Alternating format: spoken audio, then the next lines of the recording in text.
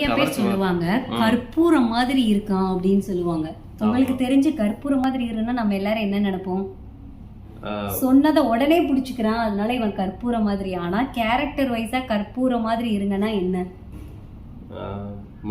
நான் ஒரு ஸ்டோரி சொல்றேன். கோயிலுக்கு ஒரு பக்தன் வந்து வாழைப்பழம், தேங்காய், கற்பூரம் 3 எடுத்துட்டு போயிட்டு இருந்திருக்கான். அப்ப அந்த கூடையில இருந்த 3 பேரும் ஃபர்ஸ்ட் தேங்காய் சொல்லியிருக்கு, இதுல நான் தான் ரொம்ப பெருசு, நான் தான் ஃபர்ஸ்ட்ன்னு சொல்லியிருக்கு. வாழைப்பழம் சொல்லியிருக்கு, நான் ரொம்ப எளிமையானவன், நானும் வந்து ஸ்வீட்டா இருப்பேன்னு சொல்லியிருக்கான். ஆனா கற்பூரம் எதுவுமே பேசலையாம். ஸோ கோயிலுக்கு போனதும் தேங்காய் என்ன ஆயிடுச்சு, உடைச்சிட்டாங்க. வாழைப்பழத்தை என்ன பண்ணிட்டாங்க, உரிச்சிட்டாங்க. கற்பூரத்தை ஏற்றிருக்காங்க.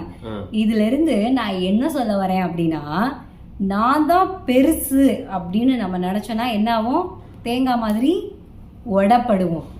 நான் தான் ரொம்ப இனிமையானவன், என்ன அடிச்சுக்க யாரும் இல்லை நம்ம பீத்திக்கிட்டோம்னா நம்ம என்னாவும், கிழிக்கப்படுவோம் அல்லது உரிக்கப்படுவோம்.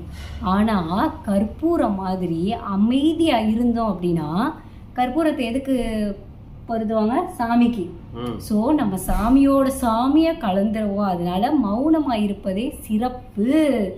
அதனால கேரக்டர் வைஸா கற்பூரம் மாதிரி இருங்கன்னு சொல்லியிருக்காங்க.